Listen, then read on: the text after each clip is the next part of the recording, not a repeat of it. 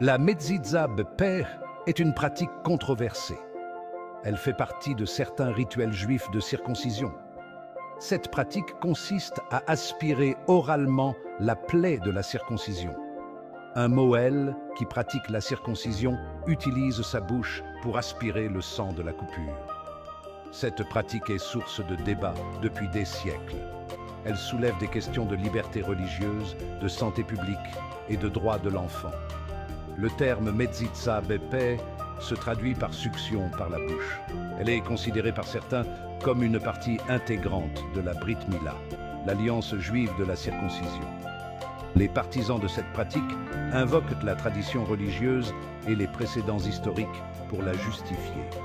Ils soutiennent qu'il s'agit d'un acte sacré qui est pratiqué depuis des générations. Cependant, ces dernières années, la sécurité de la Mezitza Bepeh a suscité des inquiétudes croissantes. Les professionnels de la santé se sont alarmés des risques potentiels pour la santé associés à cette pratique. Ces risques comprennent la transmission de maladies infectieuses, notamment le virus de l'herpès simplex de type 1. Le débat entourant la Mezitza Bepeh est complexe et multiforme. Il implique de naviguer entre les croyances religieuses, les pratiques culturelles et les préoccupations de santé publique. Cet essai explorera l'histoire, les controverses et les solutions potentielles entourant ce rituel ancien. Les origines de la Mezitza Bepeh remontent au Talmud, un texte central du droit et de la tradition juif. Le Talmud, compilé vers le VE siècle de notre ère, contient diverses interprétations de la loi juive. Il comprend des discussions sur la manière dont la circoncision doit être pratiquée. Si le Talmud mentionne la succion buccale dans le cadre du rituel de la circoncision, sa signification exacte et sa nécessité font l'objet de débats depuis des siècles. Certains érudits talmudiques interprètent les passages pertinents comme une recommandation de la succion buccale à des fins d'hygiène. Ils affirment qu'on pensait qu'elle favorisait la guérison et prévenait les infections à une époque antérieure aux techniques antiseptiques modernes. D'autres pensent que les références du Talmud à la succion buccale sont métaphoriques, soulignant l'importance d'éliminer tout obstacle potentiel à la guérison. Le rabbin Moses Sofer, une éminente autorité juive du XIXe siècle, a plaidé avec force en faveur de l'interprétation littérale de la Mezitza Bepeh. Il la considérait comme une partie essentielle du rituel de la circoncision en se fondant sur sa compréhension de la loi et de la tradition juive. Ces interprétations ont eu un impact significatif sur la pratique de la Mezitza Bepeh, en particulier au sein des communautés juives orthodoxes. Cependant, même au cours des siècles précédents, des voix discordantes se sont fait entendre. Certains rabbins ont remis en question la nécessité et la sécurité de la succion buccale, préconisant des méthodes alternatives pour nettoyer la plaie de la circoncision. Ces divergences d'opinion soulignent la complexité de l'interprétation des textes religieux anciens et l'évolution de la loi juive au fil du temps. Aux XXe et XXIe siècles, la médecine moderne a apporté un nouvel éclairage sur les risques potentiels pour la santé associés à la Mezitza Bepeh. Les professionnels de la santé ont identifié cette pratique comme un mode potentiel de transmission du virus de l'herpès simplex de type 1. Le VHS1 est un virus très contagieux qui peut provoquer l'herpès buccal, communément appelé bouton de fièvre. Les nourrissons sont particulièrement vulnérables à l'infection par le VHS1. Leur système immunitaire étant encore en développement, ils sont plus sensibles aux complications graves du virus. Lorsqu'un Moël atteint du VHS1 pratique la Mezitza Bepeh, le virus peut être transmis par sa salive à la plaie de la circoncision du nourrisson. L'infection par le VHS1 peut entraîner divers problèmes de santé chez les nourrissons. Il s'agit notamment de fièvre, de convulsions, de lésions cérébrales et même de décès. Bien que tous les nourrissons qui contractent le VHS1 par le biais de la Medsitza BP ne présentent pas de complications graves, les risques potentiels sont suffisamment importants pour susciter une vive inquiétude chez les professionnels de la santé. L'Académie américaine de pédiatrie ainsi que d'autres grandes organisations médicales ont publié des déclarations déconseillant la Medsitza BP. Elles invoquent le risque de transmission du VHS1 et l'existence d'alternatives plus sûres pour nettoyer la plaie de la circoncision. Ces déclarations ont alimenté le débat entourant cette pratique, opposant la liberté religieuse aux préoccupations de santé publique. Section 4. Un éventail d'opinions. Les communautés juives réagissent à la Medsitza BP.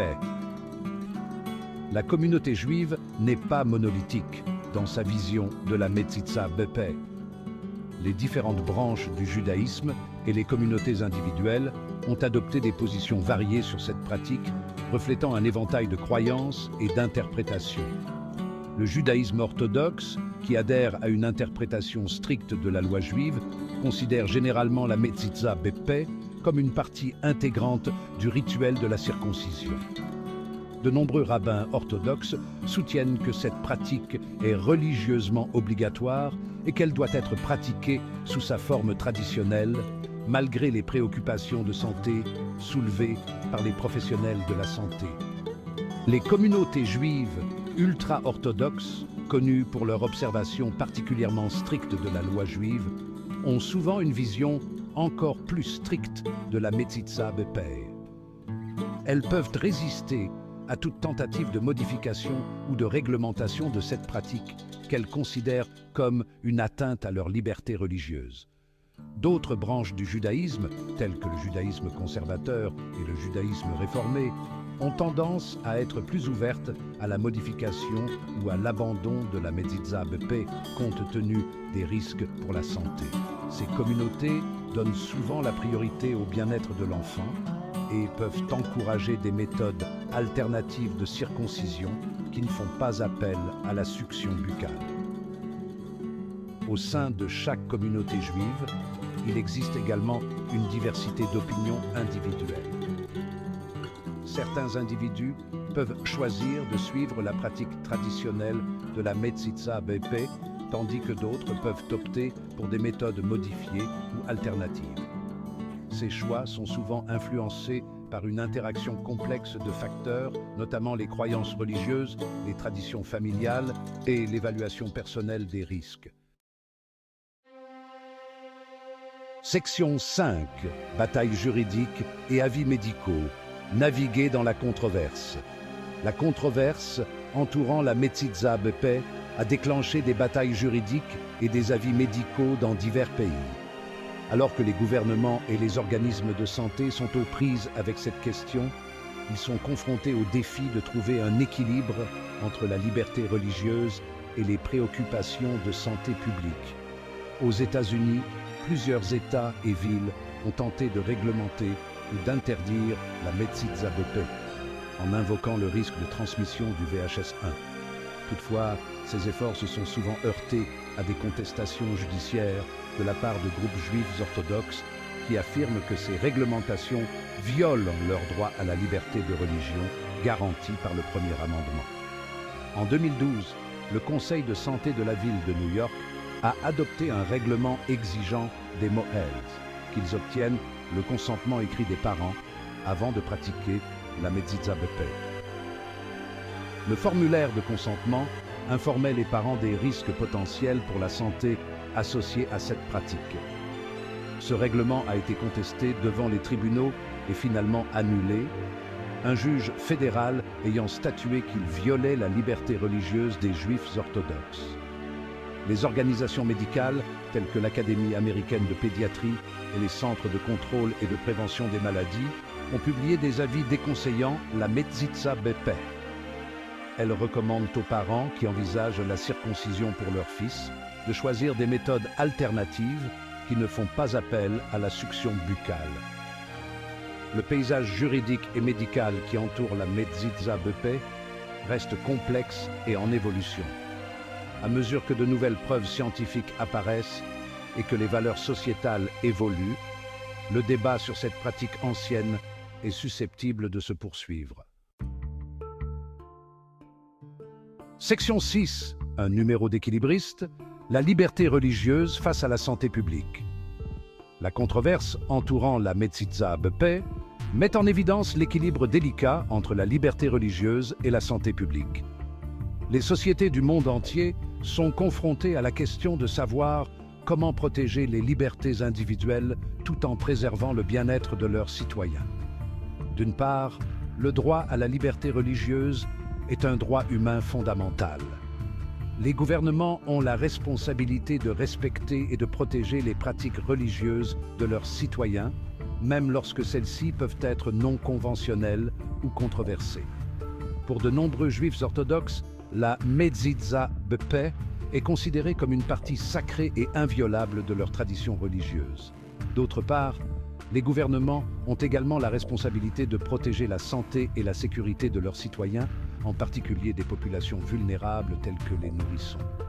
Lorsqu'une pratique religieuse présente un risque démontrable pour la santé publique, comme certains le prétendent dans le cas de la Metsitsa Bepé, les gouvernements peuvent avoir un intérêt légitime à réglementer ou à restreindre cette pratique. Le débat sur la Metsitsa Bepé soulève des questions éthiques et juridiques complexes. Est-il jamais justifiable pour l'État de s'ingérer dans les pratiques religieuses, même lorsque celles-ci présentent un risque potentiel pour la santé? Quel niveau de risque est acceptable et qui décide? Il n'y a pas de réponse facile à ces questions. Trouver le juste équilibre entre la liberté religieuse et la santé publique exige un examen attentif, un dialogue ouvert et une volonté de compromis. Il est essentiel de respecter les croyances religieuses sincères des individus, tout en accordant la priorité à la santé et au bien-être de tous les membres de la société. Section 7. Rechercher un terrain d'entente, solutions et compromis possibles. Étant donné les convictions profondes et les enjeux importants liés au débat sur la Metsitsa Bepé, trouver un terrain d'entente peut sembler être une tâche insurmontable. Cependant, il existe des solutions et des compromis potentiels qui pourraient aider à combler le fossé entre la liberté religieuse et les préoccupations de santé publique. L'une des approches consiste à promouvoir l'éducation et la sensibilisation. En fournissant des informations précises et objectives sur les risques et les avantages de la Metsitsa Bepé, les individus peuvent prendre des décisions plus éclairées concernant leurs pratiques religieuses et leurs choix parentaux. Cela pourrait impliquer une collaboration entre les chefs religieux, les professionnels de la santé et les responsables de la santé publique afin d'élaborer des documents éducatifs adaptés à la culture. Un autre compromis possible consiste à explorer d'autres méthodes pour accomplir le rituel en minimisant le risque de transmission du VHS-1. Certains rabbins orthodoxes ont suggéré d'utiliser une pipette ou un tube en verre stérile pour la succion, ce qui créerait une barrière entre la bouche du Moël et la plaie de la circoncision du nourrisson. Bien que tous les juifs orthodoxes n'acceptent pas ces modifications, elles pourraient permettre à certains d'entre eux de respecter leurs traditions religieuses tout en tenant compte des problèmes de santé. Un dialogue ouvert et respectueux entre les parties prenantes est essentiel pour trouver un terrain d'entente. Il s'agit notamment de créer des espaces permettant aux chefs religieux, aux professionnels de la santé, aux parents et aux décideurs politiques de partager leurs points de vue, leurs préoccupations et les solutions possibles.